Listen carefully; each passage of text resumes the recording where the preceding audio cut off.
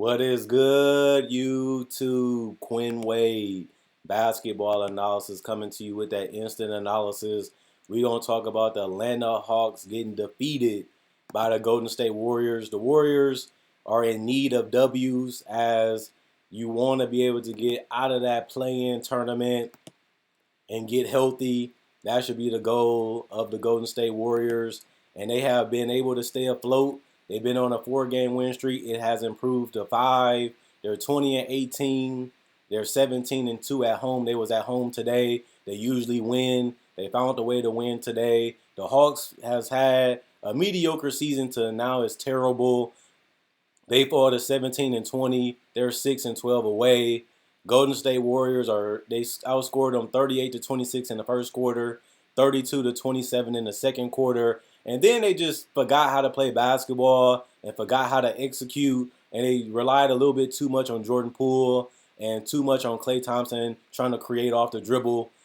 They fall in that quarter 42-25, and even in the fourth quarter 26-26. It was just a bad watch overall for this particular game, just because these teams seemed like they forgot what made them special, what made them great. They forgot their identity, they forgot their play style, and they kind of forgot how to win a basketball game. The fouls, the undisciplinedness, the ability to forget the rules of the game. Uh, these are things that you know going into a game, every play, every possession. You done it already a couple games this season. We're over 40 games into the season. You should know these things by now. And for them to have like a blank brain in certain situations, just show you the lack of preparation, the lack of knowledge, and the lack of understanding of the situation. Both of these teams need wins. They haven't had the season that they wanted to have. They haven't been that great this year. They both have dealt with injuries. They're both not trying to be in a play-in tournament. As it gets tougher, you have to win a game, hope you don't get eliminated. Then you have to literally fight an uphill battle against the top tier teams in the conference that you are in. It's the worst case scenario to be in, is either missing the playoff completely, but these teams made moves in the off season and during the season to get to them to be a playoff team. So it makes no sense for these teams to actually make it seem like they didn't care about winning this game.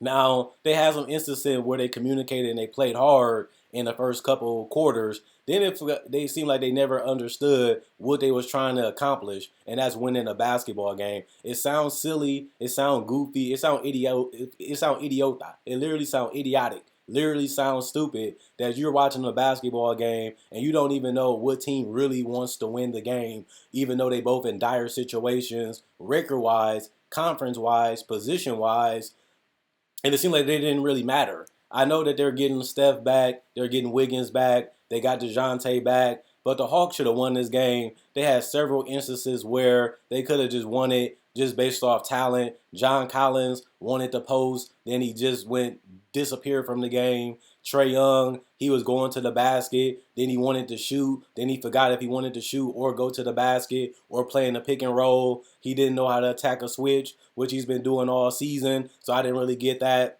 DeJounte Murray, I feel had a great game. I feel like he defended well. Same with Okongwu. I feel like John Collins, I feel like he has to be more of a centerpiece of this offense, because then they just look a little too predictable with Trae Young and DeJounte going one-on-one or playing in the pick and roll. It becomes too obvious. They need a little bit more life injected into their team, and I think that they just don't have it. They need to make another move just to give them something different to rely on, just besides isolation or pick and roll, floater, jump shot, and three. And those shots are tough shots because either they're contested or they off the dribble. They're not normal, easy bucket shots. And I feel like even Kevin Herter was creating shots he was creating shots that was tough and difficult. The best part about it is he was able to knock them down. But can you rely on Bogdanovich making those shots? I don't really know if you can do that, but he was able to make them tonight. 21 points. Excuse me for saying Kevin Herter, but it was Bogdanovich.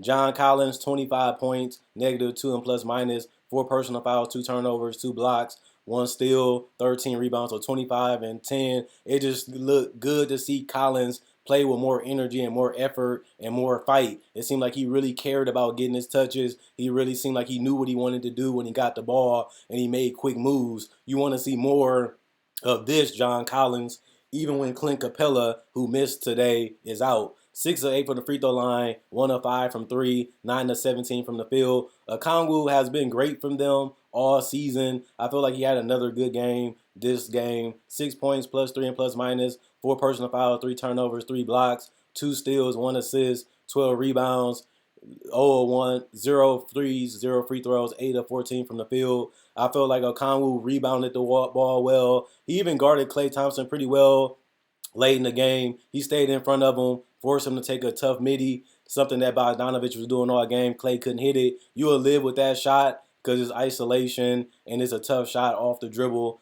And I feel like he defended that pretty well and contested that well. DeAndre Hunter, 17 points, negative 3 and plus minus, 3 personal foul, 2 blocks, 2 steals, 2 assists, 4 rebounds, 3 or 4 from the free throw line, 2 of 6 from the 3-point line, 6 of 13 from the field. I feel like Hunter has did what he can do. They starting to fall out of favor with him. Maybe they can use him as a piece to get another piece to upgrade this roster, specifically on the bench.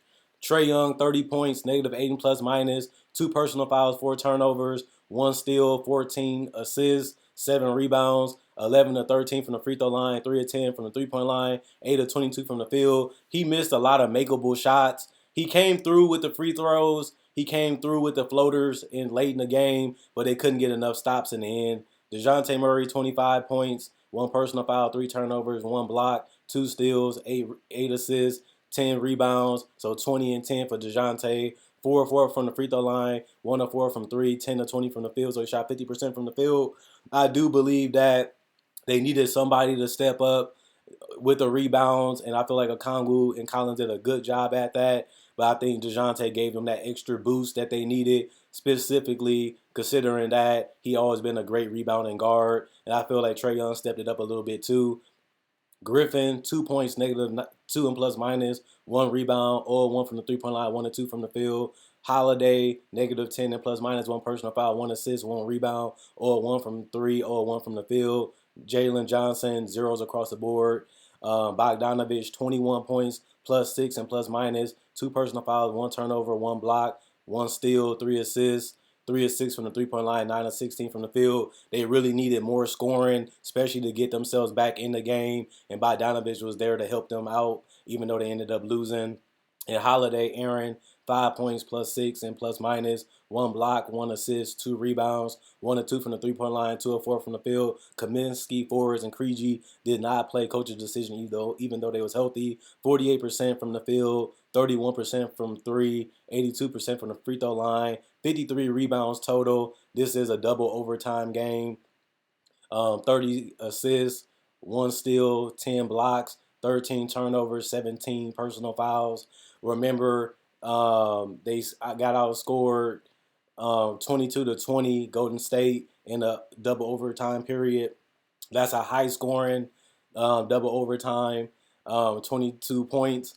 But both of these teams was basically doing whatever they wanted offensively for majority of the game. Draymond Green, 5 points, plus 9 and plus minus, 4 personal foul, 2 turnovers, 3 blocks, 2 steals, 11 assists, 13 rebounds. A typical Draymond Green game when he's engaged and at home. He's been great. 1 of 1 from 3, 2 of 5 from the field. Kevon Looney, 14 points, negative 20 and plus minus, 4 personal fouls, 1 block, 5 assists, 21 rebounds. So 14 points and 21 rebounds. That's a massive game for Kevon Looney. 4 of 8 from the field. Klay Thompson took a lot of shots, some good, some bad, some stupid, and some wide open. And he made the best out of all of it. 54 points, plus 13 and plus minus, 4 personal fouls, 3 turnovers, 1 block, 3 assists, 7 rebounds, 2 of 2 from the free throw line, 10 of 21 from 3, 21 of 39 from the field. DiVincenzo, 8 points, plus 7 and plus minus, 1 personal foul, 2 turnovers, 2 steals, 5 assists, 9 rebounds, 2 of 8 from the 3-point line, 3 of 9 from the field. He hit a key 3 that kept him in conversation to winning the game and ultimately paid off because they ended up winning. Jordan Poole, 28 points, plus 7 and plus minus, 2 personal fouls, 6 turnovers, 2 steals, 5 assists, 6 rebounds. 4 of 6 from the free throw line, 2 of 12 from 3, 11 of 32 from the field. Anthony Lamb did what he had to do tonight. 17 points, plus one and plus minus, 4 personal fouls, 2 turnovers, 1 steal, 4 assists, 7 rebounds, 1 or 2 from the free throw line, 2 or 6 from 3, 7 or 12 from the field. Patrick Baldwin got some buckets tonight too.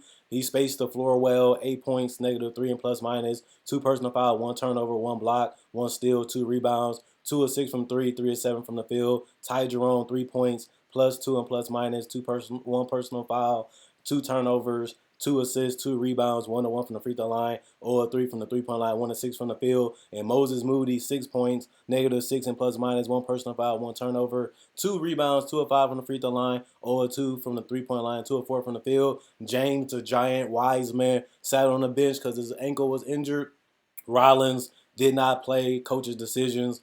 44% from the field, 32% from 3, 66% from the free throw line. That's room for improvement right there. That's something that they can do better. They have the personnel to correct that. And 69 rebounds. Remember, this is a double overtime game. 35 assists, 9 steals, 6 blocks, 19 turnovers, 23 personal fouls, and they scored 143 points. This game was tough to watch throughout, but somebody has to win. This was a terrible game sometimes.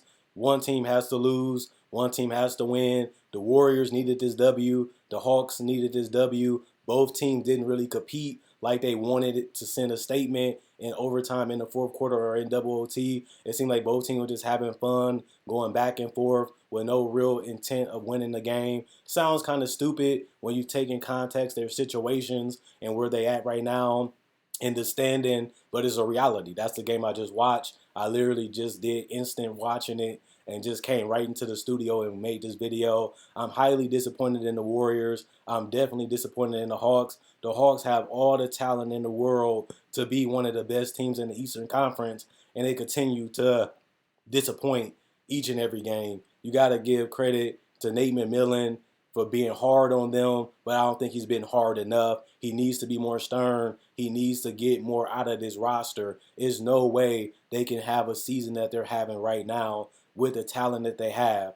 This team is one of the most disappointing teams in the NBA. And the Warriors, I feel like they have played well without Steph and Wiggins. Those are the 2 best players on this team, but they still figuring out a way to win. They have the heart of a champion. Steve Kerr is one of the best coaches at getting guys to buy in and getting them in the right spots, in the right areas for them to succeed. I think that's why they won this game. I feel like they got easier opportunities and better looks throughout the game than the Hawks. The Hawks took a lot of tough ones, tried to make a lot of tough ones, but I just think the execution was just a little bit more cleaner and a little bit more smarter when they got the ball out of Jordan Poole's hands. When they put the ball in Jordan Poole's hands, it was a little too loose. It was a little bit too chaotic and a little bit too much havoc was going on. He was either trying to do too much, create too much, or he just didn't know what the heck he was doing on the court. And I think that's a cause for concern. If this guy can't make great decisions or he can't put you in winning positions, maybe it's a cause for concern going forward. You better off learning that now than learning that when it matters in a championship game or a playoff game, who you can run your offense through or not. I know you want to try it. I know you want to see if it works. I know you want to see if he really grown, but he hasn't. He's still immature, still way too confident, and the results are just ugly sometimes to watch. And it can be an eyesore seeing some of the decisions and some of the mistakes he continues to make on the court. But I'm not trying to be harsh on him. I'm just saying this is something that I noticed consistently watching Warriors games, and it is a cause for concern, and it is something they're going to have to nip in the bud if they want to make a run for championship number 5. Other than that, continue to like, continue to subscribe, continue to share. Check out my podcast on Google, Apple Podcasts, analysisplayground.com. Also, basketball analysis, that'll be in the description. Like on Facebook, that'll be in the description. Continue to show support like y'all been doing. I'm loving the vibes. I'm loving what you guys been giving me in the comment section with the likes and the subscribers and the likes even on Facebook. Thanks for the love. Thanks for the support. I'm giving y'all the best content I can. Breakdowns will be coming back this month. Give me a little bit more time. I want to make sure they're close to perfection before I start releasing them. Y'all know I got the best analysis in the world. is a given at this point, and now it's just about continuing to do it for another year. Hope you guys enjoyed your new year. Hope you guys enjoyed the weekend. Let's get back to working. See y'all later on Tuesday.